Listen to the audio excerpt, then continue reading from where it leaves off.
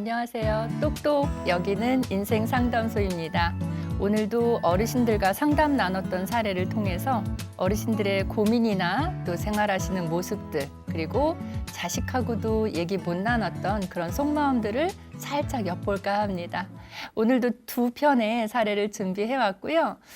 요즘 어르신들이 코로나 때문에 집에 많이 계셔서 만성질환이 더 늘어나고 있다고 얘기를 했는데요. 어르신들이 주로 앓고 계시는 만성질환이 뭘까 순위를 보니까요. 1위가 고혈압이에요. 그리고 2위가 관절염이라고 하고요. 3위가 당뇨병이라고 합니다.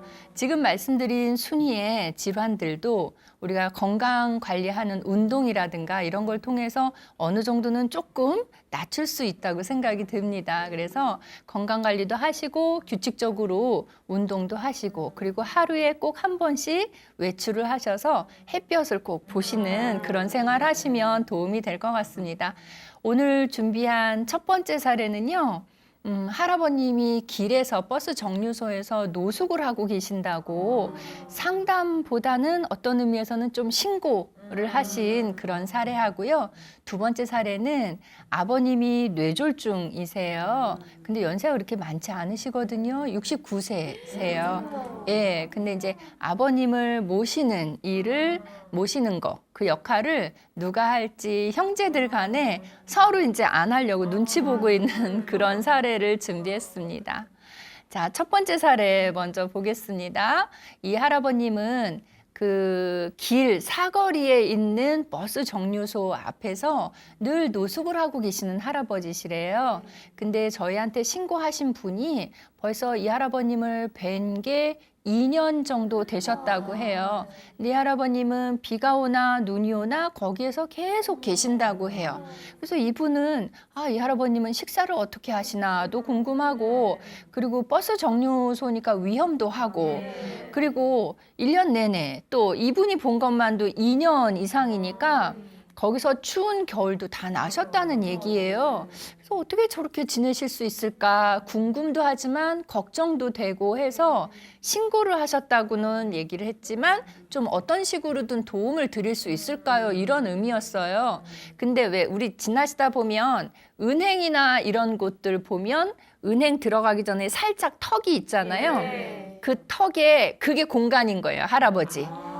그래서 거기에서 누워서 이렇게 계시대요. 계시다가 사람들이 출근 시간이나 퇴근 시간이 돼서 좀 많이 몰리면 그때는 일어나서 이렇게 구걸을 하신대요. 그러면 연세 많은 분이 와갖고 이렇게 구걸을 하시니까 사람들이 좀 또 더 동정심에 더 많이 드린대요. 뭐 1,000원짜리도 드리고 이렇게 하나 봐요. 근데 이 전화하신 분도, 상담하신 분도 본인도 가끔 드렸다고. 왜냐면 너무 측은해 보이니까 그렇게 얘기를 하시더라고요. 근데 이분이 어느 이웃들의 이야기를 들어봤는데 할아버님이 집도 있고 가족도 있다는 얘기를 하더래요. 그래서 이분 생각에는 뭐 그게 사실일 수도 있고 그냥 소문일 수도 있고 그렇겠다 생각을 했는데, 어느 날 지방에 출장을 다녀오시느라고 되게 늦은 시간, 그러니까 새벽에 뭐 한 3시 뭐 이 정도에 집을 들어오는데 연세 많은 할머니 하고 이 할아버지하고 이야기를 나누고 있으시대요. 거기 버스 정류소에서. 근데 이분이 보시기에 그냥 지나가던 할머니가 이분하고 얘기하는 느낌은 아니고 왠지 잘 알고 있는 분, 오래전부터 알고 있는 분, 아니면 뭐 가족이거나 이런 느낌이더래요. 얘기하는 모습들이. 그래서 이분 생각에 주민들이 왜 소문처럼 했던 얘기, 집도 있고 가족도 있다라고 했던 게 진짠가? 이런 생각도 들었다고 해요. 근데 거기가 버스 정류소고 사거리 큰 데다 보니까 할아버님이 겉모습을 보면 완전히 그냥 새까맣대요. 그러니까 매연하고 그런 기름때 같은 것 때문에 완전히 새까만 분이래요. 얼굴의 형상을 알아보기가 어려울 정도라고 하더라고요.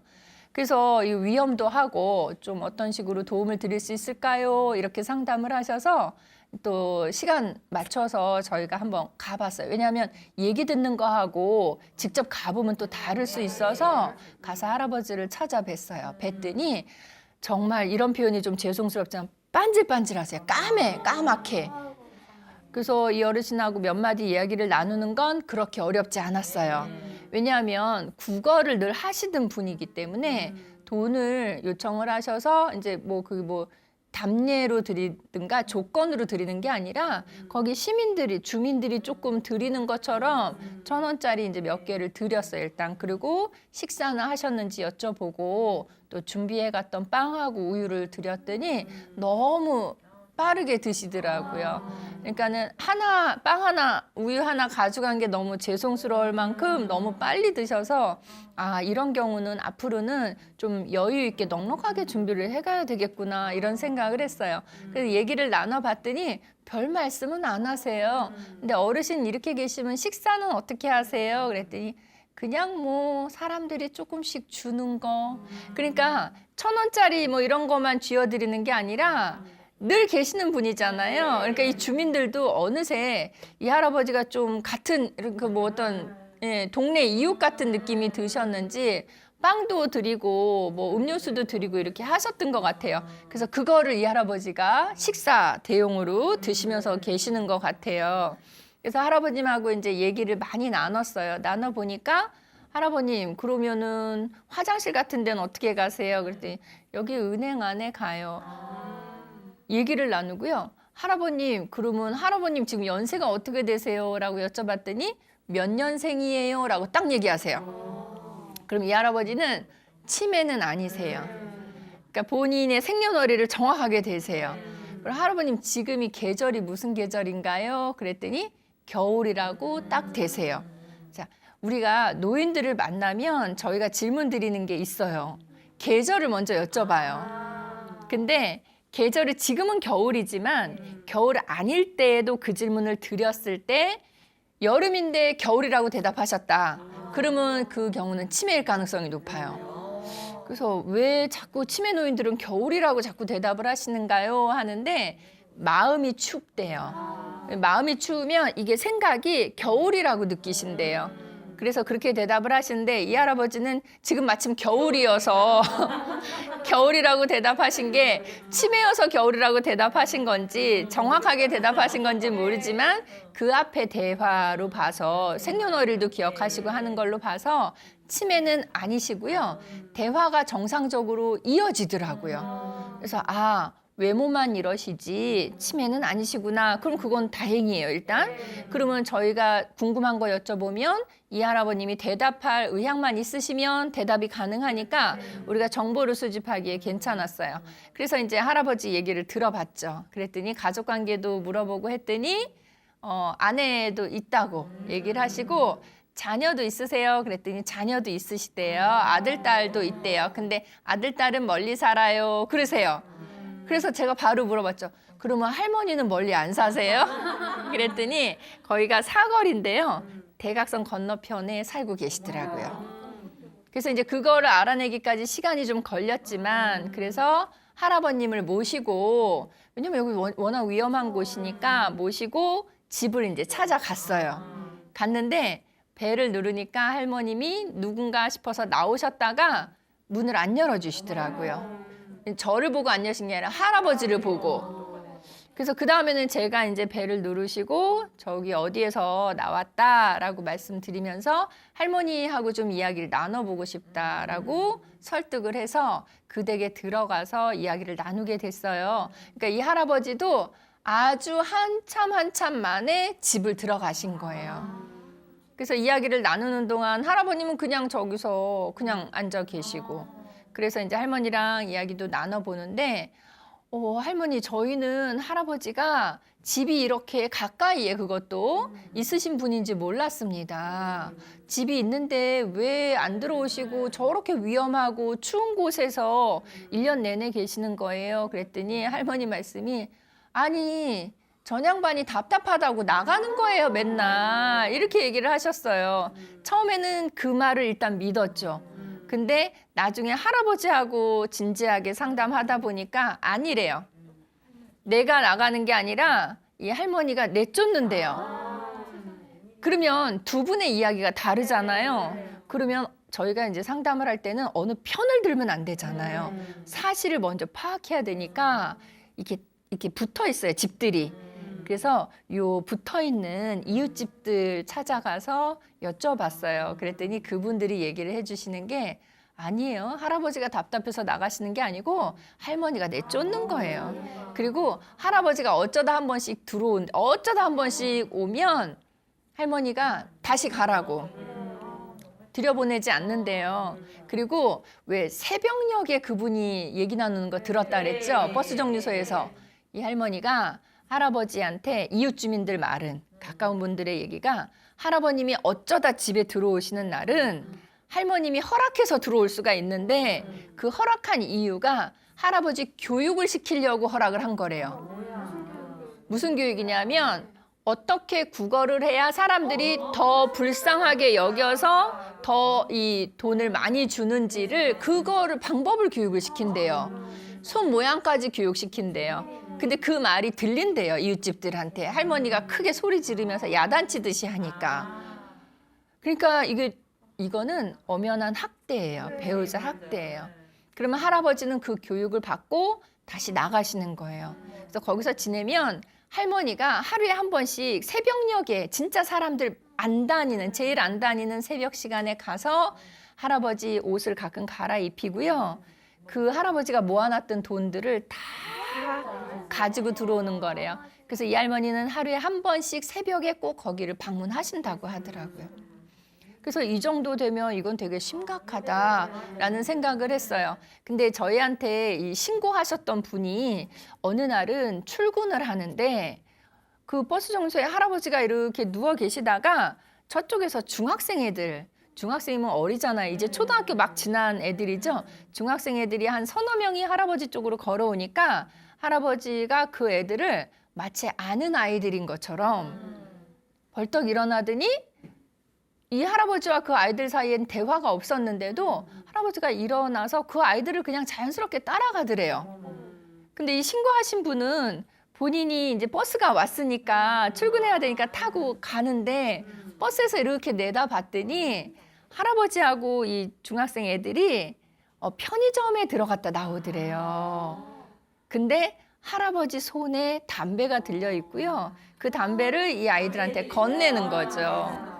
예. 그러니까 이 할아버지가 노숙을 하시는 거, 이게 그냥 불쌍한 일이다. 약간 불황인의 느낌? 이 정도 차원이 아니라 할아버님의 노숙도 이것도 엄연한 학대로 인해서 생긴 노숙이지만 할아버님, 그러니까 노인만의 문제가 아니고 이게 청소년과의 문제로까지 지금 번지고 있구나 하는 그런 생각이 들었어요.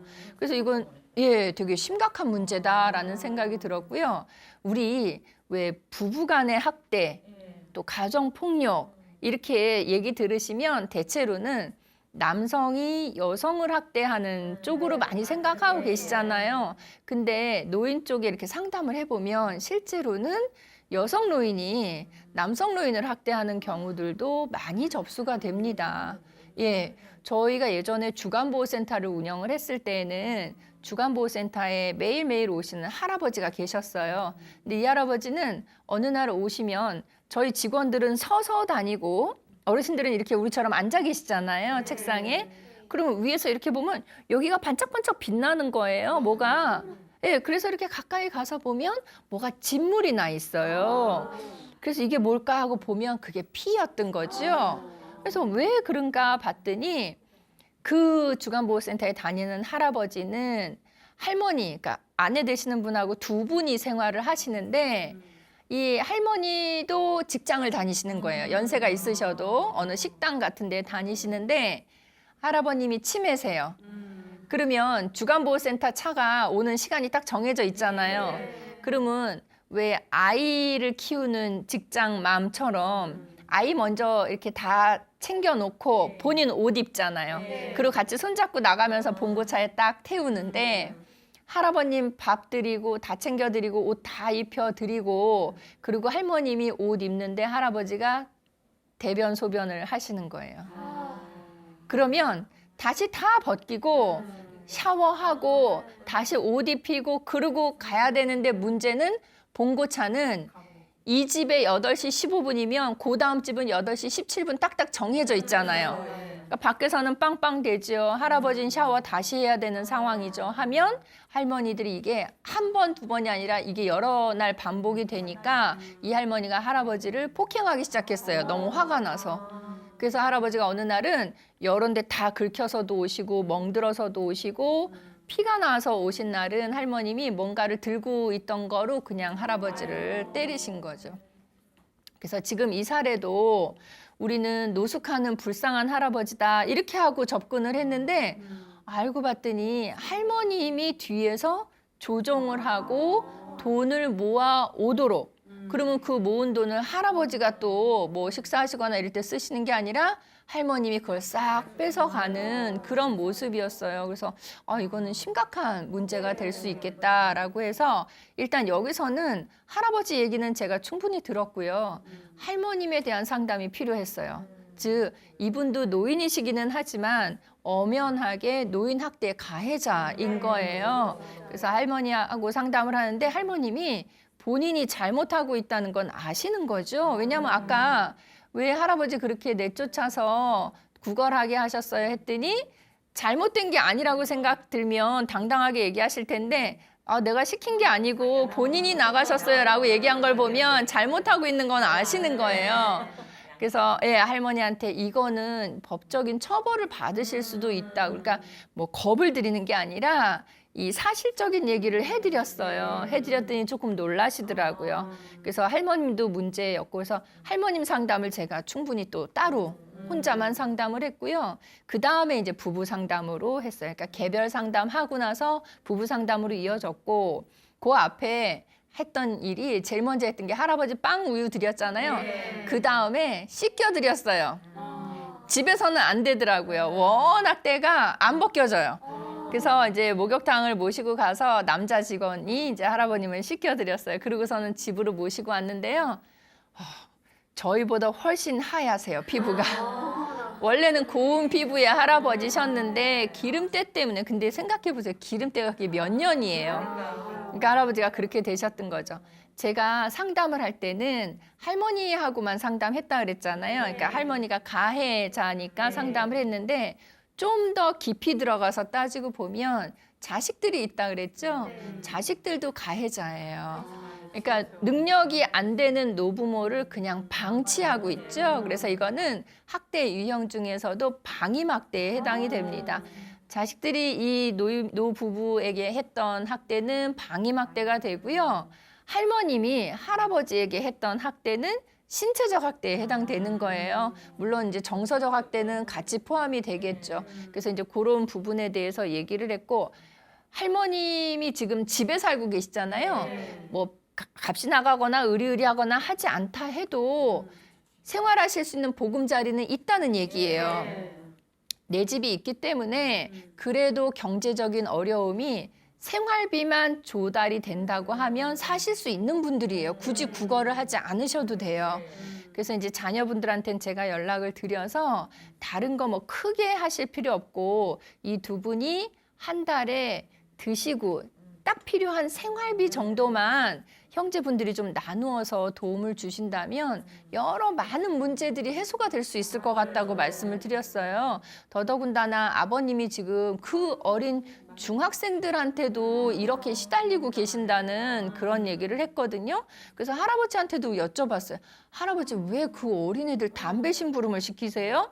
원래 이제 학교에서 우리가 담배 심부름을 시킨다, 뭐 빵 심부름을 시킨다 하는 건 괴롭히는 그 친구 대상으로 많이 하는 거잖아요. 근데 이 할아버지가 이 중학생들이 보기에는 그렇게 그 친구만큼이나 아주 쉽게 보여졌던 거죠. 그러니까 할아버지한테 담배 심부름 시키고 기분 좋을 때는 잔돈 거스름돈은 할아버지 조금씩 드린대요. 그러니까 이 청소년들 입장에서는 우리가 그래도 잔돈도 드리고 했는데 뭐가 잘못이에요? 이런 식인 거예요. 그래서 청소년 쪽하고도 같이 연계를 해서 또 그 부분도 조치를 했어야 되지 않나 하는 그런 생각도 들었고요. 다행인 거는 이제 자녀분들이 큰 돈이 들어가는 건 아니고 자녀가 여러 명이기 때문에 나누어서 어르신들의 생활비를 분담해 주도록 그렇게 했습니다. 여기가 이 할아버지가 2년 정도 뭐 이렇게 거기서 노숙을 하셨다고 하면 사실 주민들만 아는 게 아니라 구청이나 동사무소도 알거든요. 그래서 정기적으로 단속을 나오는 거예요. 근데 단속을 나오면 이 할아버지가 그때는 어디 자리를 뜨신대요. 왜냐면 그러니까 미리 아는 건 아니고 단속 나오면 쫓겨나듯이 어디로 간대요. 가는데 한 바퀴 돌고 다시 그 자리로 오시는 거죠. 그리고 이 2년 정도 그 단속을 당하셨다고 하면 노하우가 생기셨어요. 그래서 단속이 나오는 경로도 아시고요. 그래서 나는 이쪽 경로로 갔다가 이렇게 오면 된다라는 걸 너무 잘 알고 계시는 거죠. 그래서 어쨌든 할아버지 본인에 의해서 본인이 원해서 그렇게 하셨다 해도 도움의 손길을 드렸어야 되는 사례였는데 이거는 하기 싫은 일을 하셨던 거예요. 할아버지의 본 마음은 상담을 해보니까 나도 집에 가서 누워 있고 싶어요 였어요. 근데 그게 안 되니까 집에 못 들어오게 하니까 집에 못 계시고 여기에서 노숙을 하셨던 것 같아요. 그래서 뭐 여러 사람들이 같이 협조를 해야 되고 또 여러 사람들이 이 문제에 대해서 원인 제공자가 됐지만 그 중에서도 제일 크게 안 좋은 역할을 하셨던 분은 할머니가 아닌가 싶습니다. 그래서 할머니에 대해서는 저희가 추후에도 계속적으로 정기적으로 상담을 또 이어나갔습니다. 자, 첫 번째 사례에서는요. 할아버님이 노숙을 하시는 것 같았지만 사실은 누군가에 의해서 돈을 구걸하고 계시는 그런 모습을 봤어요. 그래서 지금 주민이 신고를 해주셨는데요. 이렇게 그냥 늘 계시던 분이니까 늘 그러려니 하고 지나치지 않고 좀 관심을 갖고 저희에게 도움을 요청해 주신 이런 분들 참 감사하거든요. 우리도 길 다가래도 이렇게 좀 어려워 보이는 분들이 계시면 어딘가로 모르시겠으면 구청이나 주민센터 같은 곳으로 연락을 하셔도 도움의 손길은 연결이 될 수 있을 것 같습니다.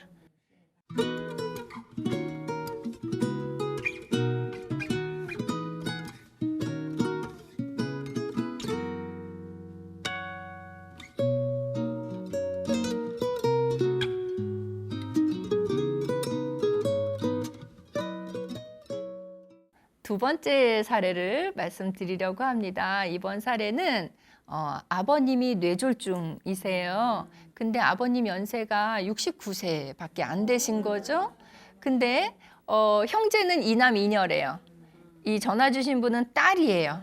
딸이고 본인 형제가 이남 이녀. 우리 예전에 그 말씀 드렸어요. 어르신들이 옛날에는 아들도 둘, 딸도 둘이길 바라셨어요. 그래야 아들 둘이어야 며느리도 둘, 딸 둘이어야 사위도 둘. 그래서 서로 경쟁한다 그래서 잘하려고.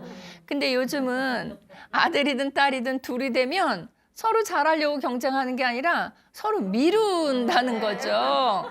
요 집도 그런 비슷한 사례라고 보시면 될 것 같아요. 그래서 따님이 상담을 하셨는데 아버님이 뇌졸중에 걸린 거는 조금 되셨어요.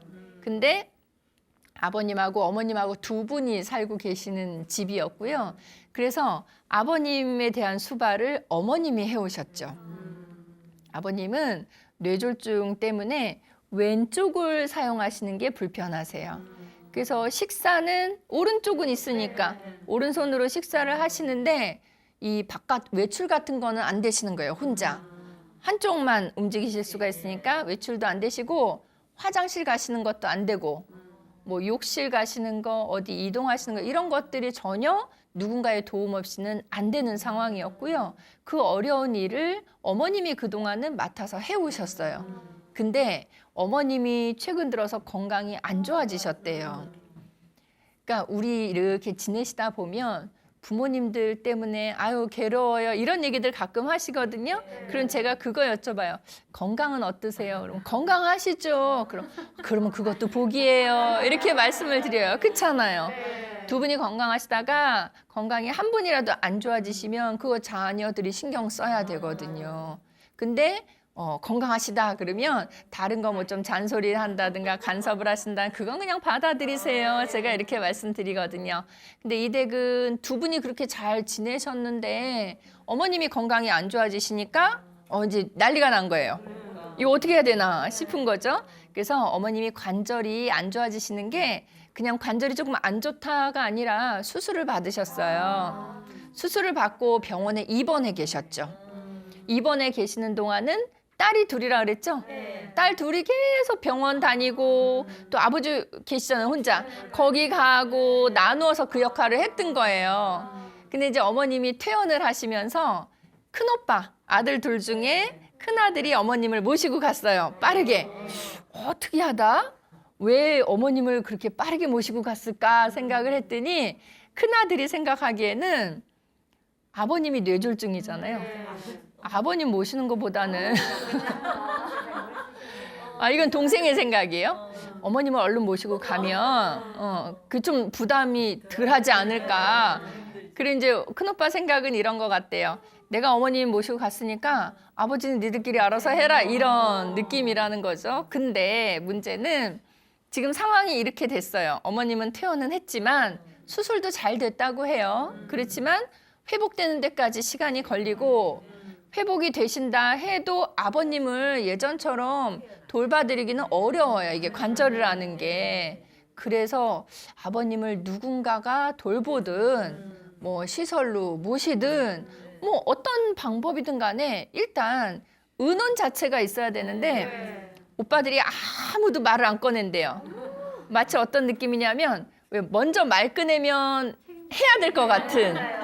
그리고 우리나라는 아직까지는 물론 이거 뭐 재산분할 이런 거는 다 공평하다고는 하지만 아들들이 뭔가를 더 책임져야 될 것 같은 느낌이 있잖아요. 그러니까 그 오빠들이 전혀 내색을 안 하더라는 거예요.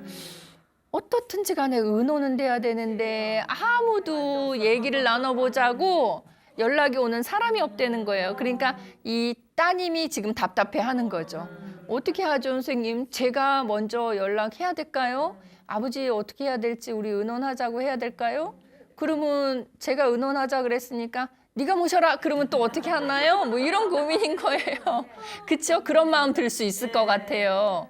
근데 사실 이 문제에 대해서 이런 그 상담이 들어올 때 제일 걱정이 많은 사람이 상담을 하게 돼 있어요.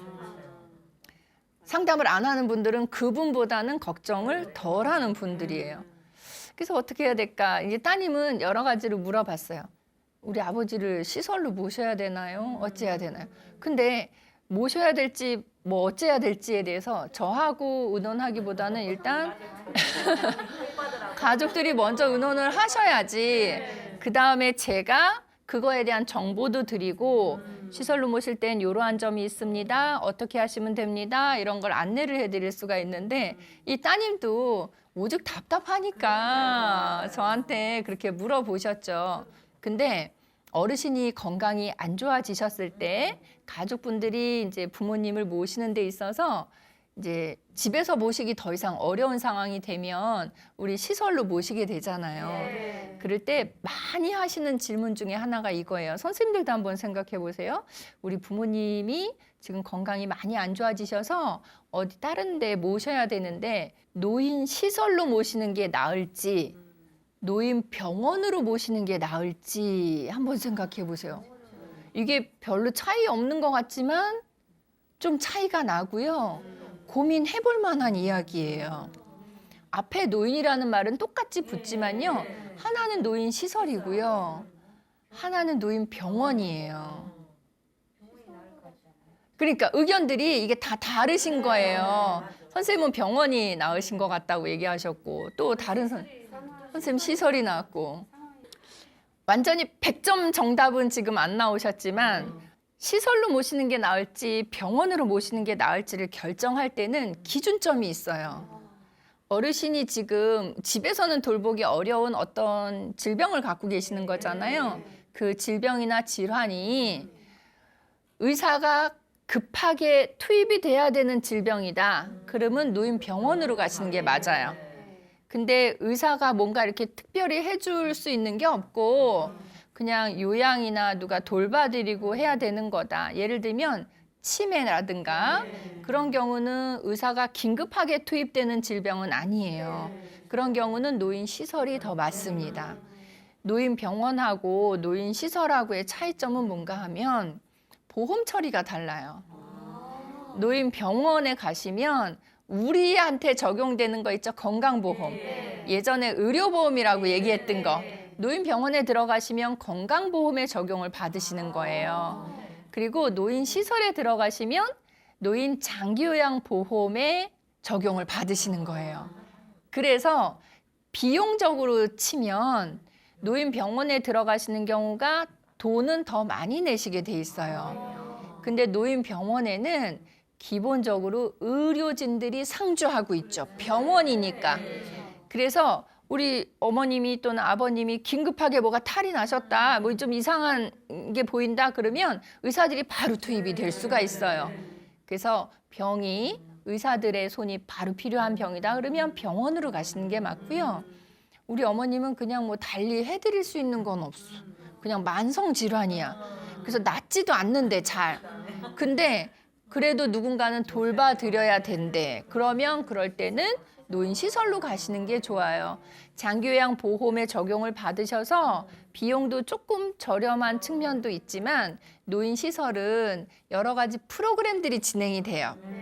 그래서 어르신들이 좀 지루하지 않고 즐겁게 생활하실 수 있도록 하는 그런 내용들이 많이 있으니까 그런 경우는 또 시설로 가시는 게 좋을 것 같죠. 그래서 앞으로는 어르신들이 이러이러해요 라고 주변에서 들으시면 노인병원으로 가셔야 될지 시설로 가셔야 될지 우리 그 정도는 이제 구분을 하실 수가 있죠.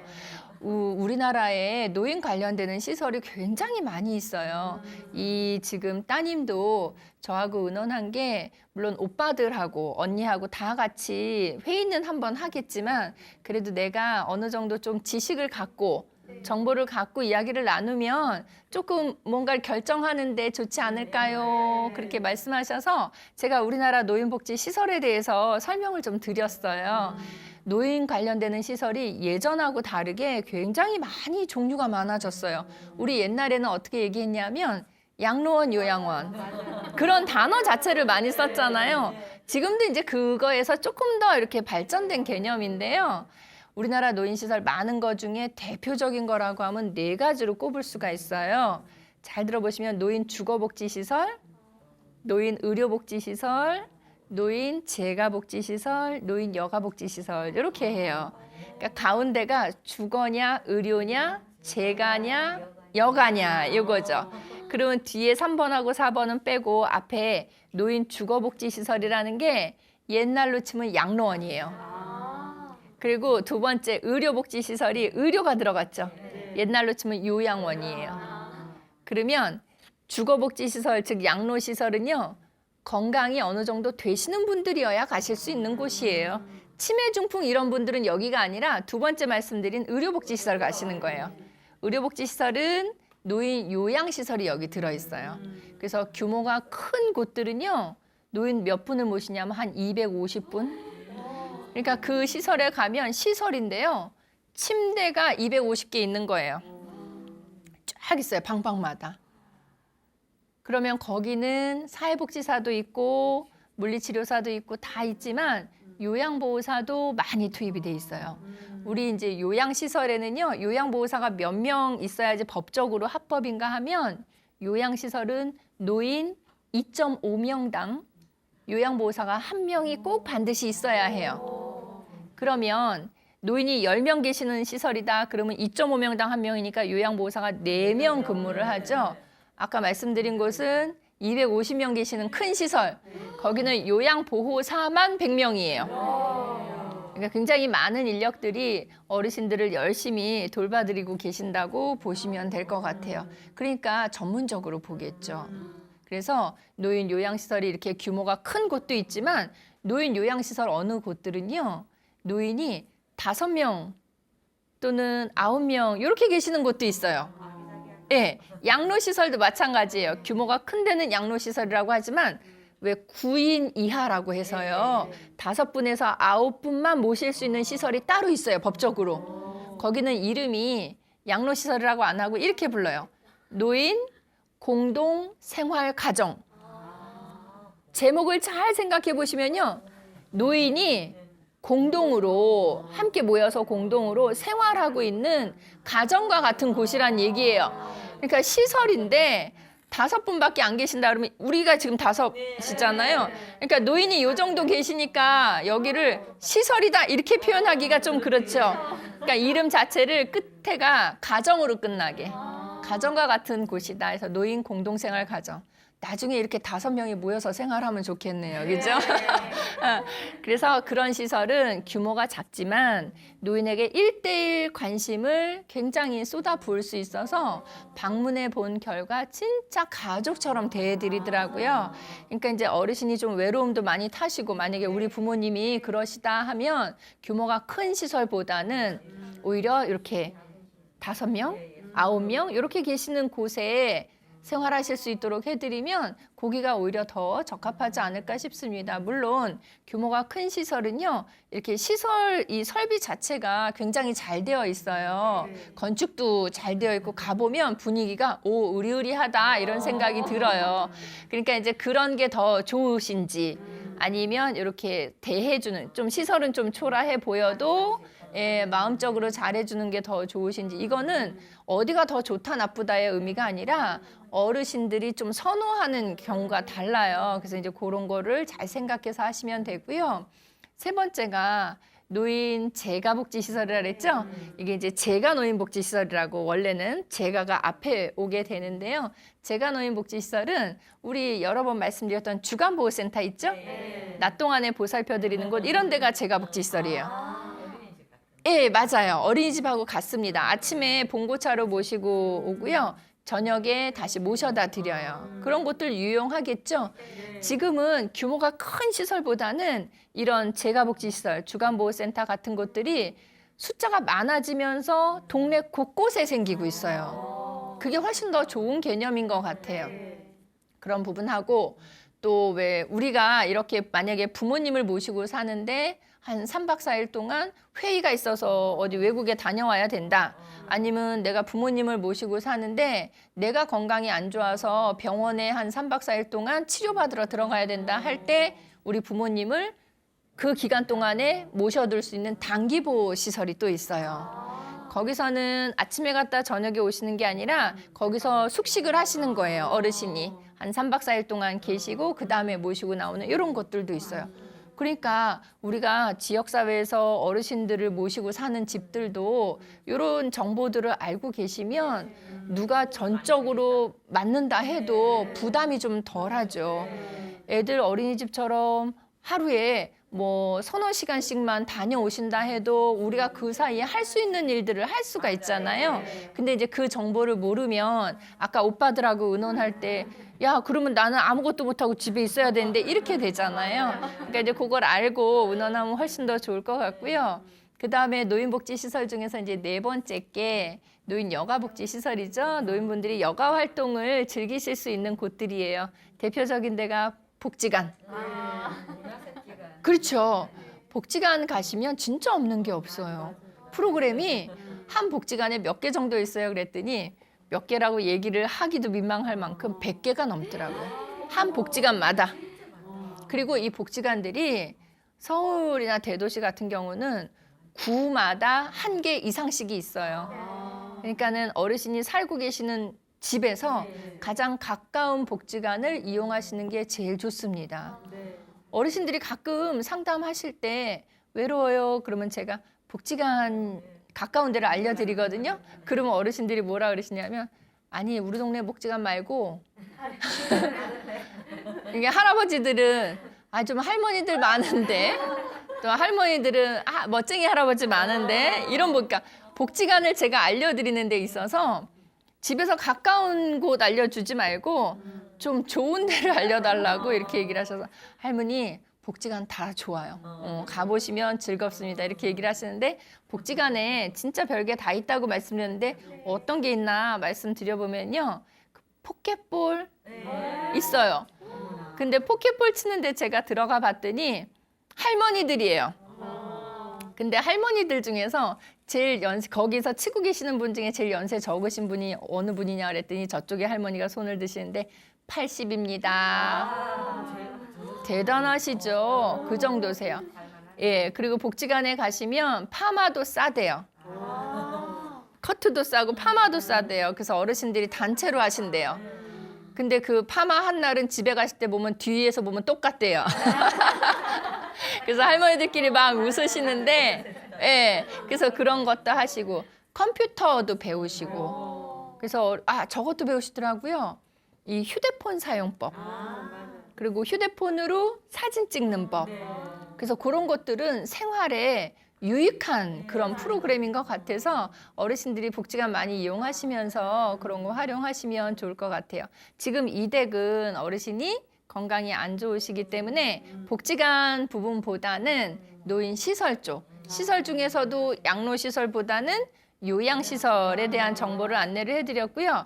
제가 몇 가지를 말씀드렸지만 이보다 더 자세한 우리나라에 있는 노인 관련되는 시설이 다 들어있는 사이트가 있어요. 그래서 노인 장기요양보험이라고 딱 치시면 그 홈페이지 안에서 우리나라의 노인 시설들 지금 몇 명이 들어 계시고 자리는 몇 자리가 남아있는지도 확인할 수 있어요. 네. 그리고 지금 만약에 정원이 뭐 100명인데 지금 90명이 들어있고 자리가 10자리가 남아있다라고 하잖아요. 그럼 지금 들어 계시는 90명이 할아버지 몇 명, 할머니 몇 명인지 성별까지도 나와요.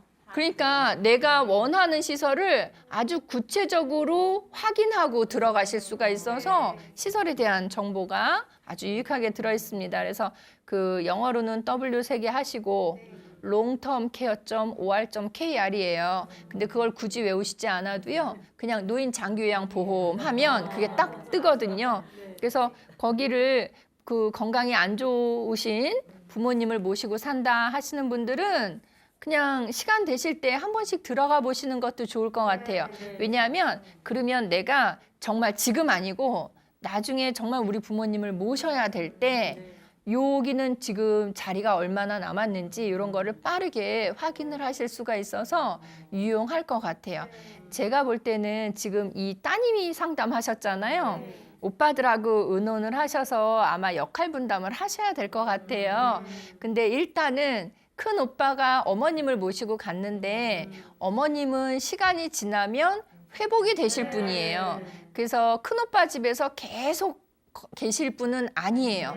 어머님 입장에서도 본인 집이 있으시고 본인 생활이 원래 있으셨던 분이기 때문에 아들 집에서 생활하시는 게 이게 편하지는 않으실 거예요.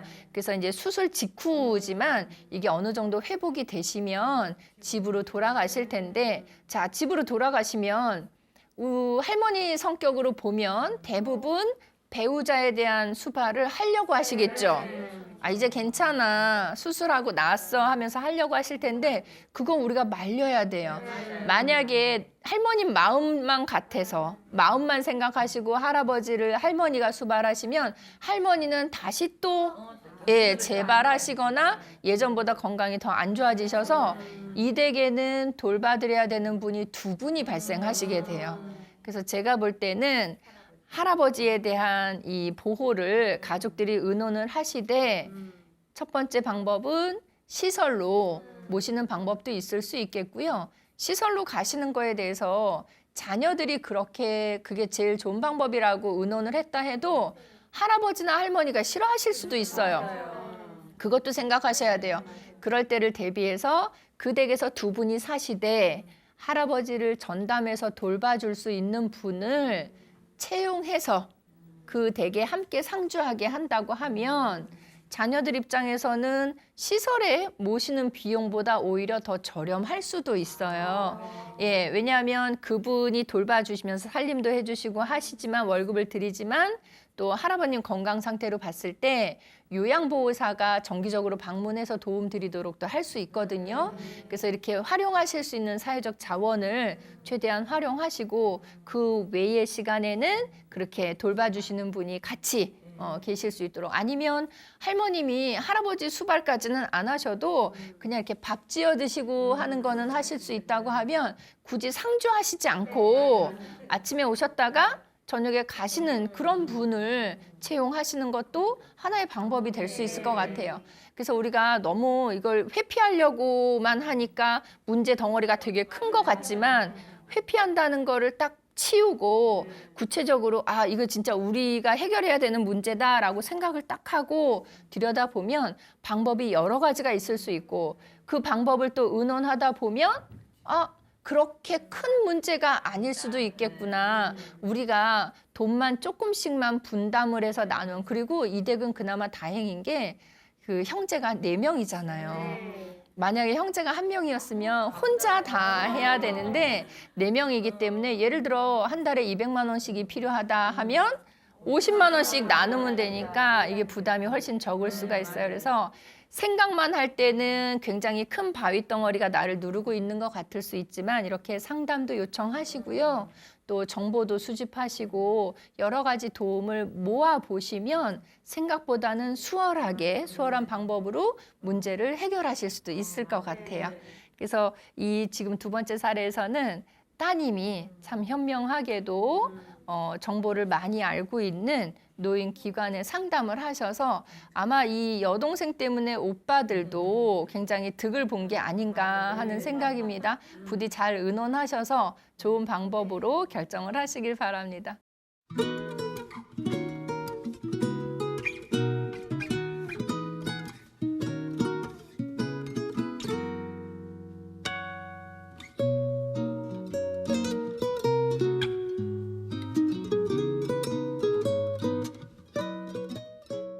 자, 오늘 이렇게 2가지 사례를 살펴봤어요. 앞의 사례는 국어를 하시는 또 국어리라고는 표현했지만 학대를 받고 계시는 그런 할아버지 사례여서 우리가 좀 마음이 안 좋았지만 2년여 만에 집으로 돌아가시게 돼서 그래서 할아버지에게는 해피엔딩으로 끝난 그런 또 잘 해결된 사례였다고 생각이 들고요.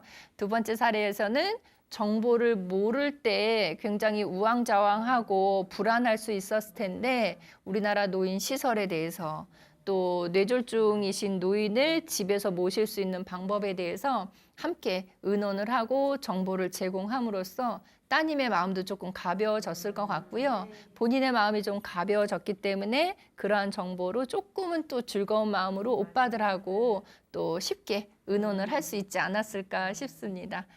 자, 오늘도 이렇게 2편의 사례를 통해서 어르신들 또 그 어르신들을 모시고 있는 가족분들의 이야기를 살짝 들어봤고요.